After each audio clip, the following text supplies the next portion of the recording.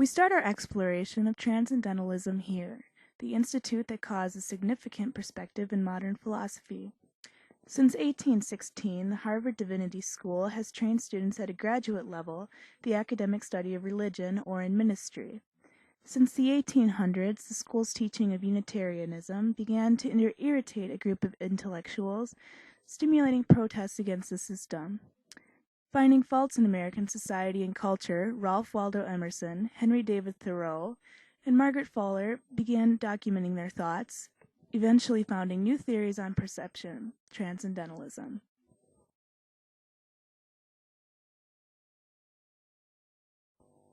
In the dictionary, the word transcendental originates from Latin, meaning to climb or go beyond a physical concept or limit. To be transcendental is to be 1. Concerned with a priori or intuitive basis of knowledge as independent of experience, or 2. Asserting a fundamental irrationality or supernatural element in experience. In transcendentalism, one of the core beliefs is that one that acquires the ideal spiritual state transcends the physical and empirical states. Such a place is only attainable through the individual's intuition rather than through the doctrines of established religions.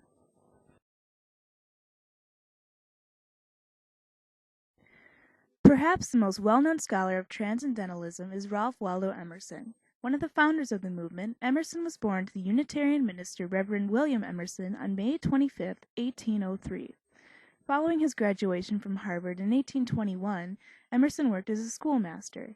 He then attended the Harvard Divinity School in 1829. Already having previous disagreements with the Unitarian Church, Emerson resigned from his position as a minister after an argument over the administration of the communion service in 1832. Finding himself without obligations, the young Emerson toured Europe for the year, meeting English poets such as Wordsworth and Coleridge and Thomas Carlyle, an essayist, satirist, and historian from Scotland. 3 years after his return, in 1836, Emerson helped form the Transcendentalist Club in Boston, Massachusetts. Over the next 10 years, Nature from 1840, Essays, first series from 1841, The Transcendentalist, also from 1841, and Essays, second series from 1844 were published. Emerson's death, on April 27, 1882, did not end transcendental thought. The essays written more than 100 years ago are still studied to this day.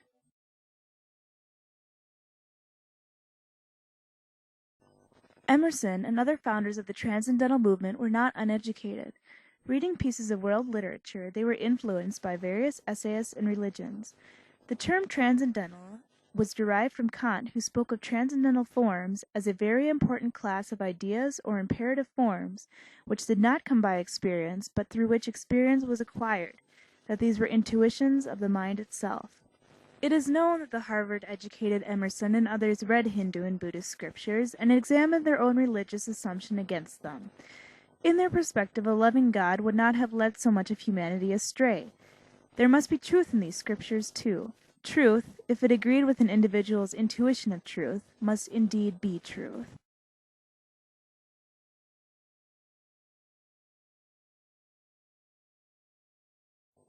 In his essay Circles, Emerson describes the interrelatedness of all things in existence. With all things connected, impermanence is capable. Nothing can control the soul with a set of guidelines by which to act. There are no fixtures in nature. The universe is fluid and volatile. Permanence is but a word of degrees. While for man, our life is an apprenticeship to the truth that around every circle another can be drawn. There is no end in nature, but every end is a beginning, that there is always another dawn risen on mid-noon, and under every deep a lower deep opens. Further investigation shows that there is no outside, no enclosing wall, no circumference to us.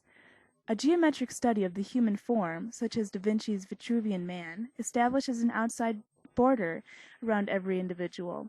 Within this border is an object which cannot share its space with another object at the same time. However, according to Emerson, no boundary can confine the soul. Thus we start to understand why the heart refuses to be imprisoned. In its first and narrowest pulses, it already tends outward with a vast force and to immense and innumerable expansions. Another representation of Emerson's work is the essay The Oversoul. In it, Emerson confronts the idea of an omnipresent soul that creates a unity throughout all of nature. That unity, that oversoul, within every man's particular being is contained and made with all other. Such an encompassing system recycles and survives all, supplying a constant interrelationship among every being. The element of water is very important to the transcendental thought. Not only is it used to describe the concentricity of our existence in circles, but it helps us understand the fluidity of our lives in the Oversoul. Emerson states that, "Man is a stream whose source is hidden. Our being is descending into us from we know not whence." The key to understanding the message of the Oversoul is to realize that we see the world piece by piece, as the sun, the moon, the animal, the tree, but the whole of which these are the shining parts is the soul.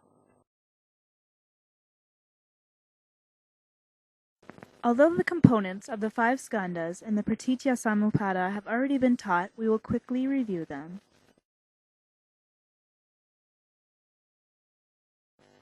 In Buddhism, it is believed that the five skandhas, or cycling aggregates, flow through the human form.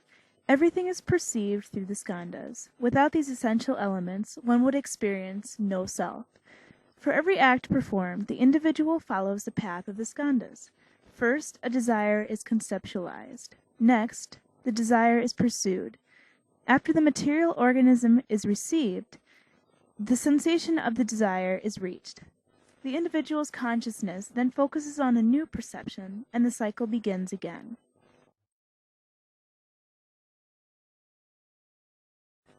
The Pratitya Samutpada, or 12-link chain of causation, is a cycle of interrelated actions that can be translated as the chain of dependent origination, conditioned genesis, dependent co-arising, or independent arising.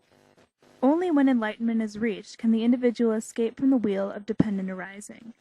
The 12 steps within the wheel are ignorance, volitional action, consciousness, name and form, the 6 sensory organs, contact or touch, sensation, desire and craving, possession, creating more, becoming or karma, birth, and decay and death.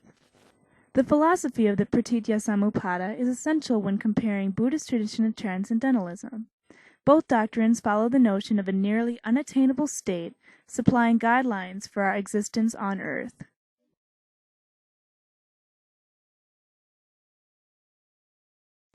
How are such different thoughts comparable? Are the West and East able to meet because of a common idealistic thought pattern? The essay's circles and the Oversoul correlate with Buddhist thought.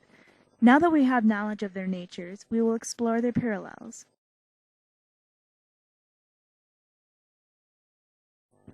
We must revisit the text of circles in order to provide comparisons to the Pratitya Samutpada.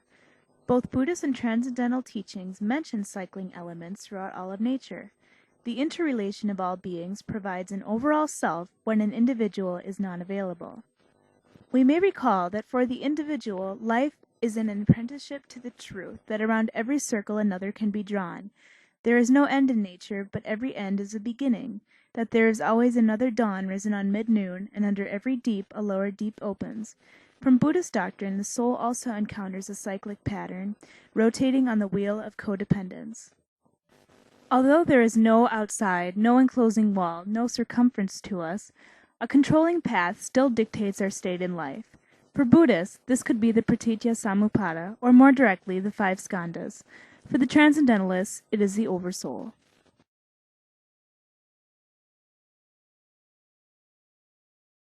From within, or from behind, a light shines through us upon things and makes us aware that we are nothing, but the light is all. A man is the facade of a temple wherein all wisdom and good abide. Thus, man cannot be perceived by only looking at his bodily form.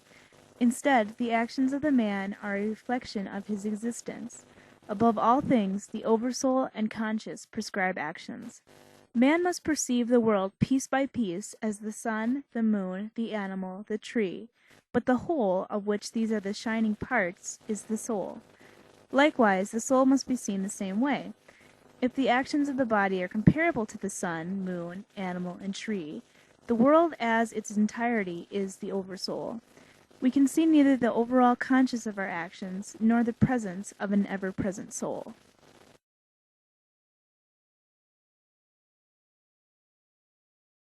It can be concluded that Emerson's transcendental writings are similar but not completely comparable to Buddhist teachings.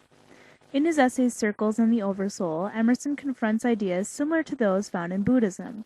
The philosophies both describe a common constraint from a greater force, while reinforcing the fact of interrelatedness among all living entities.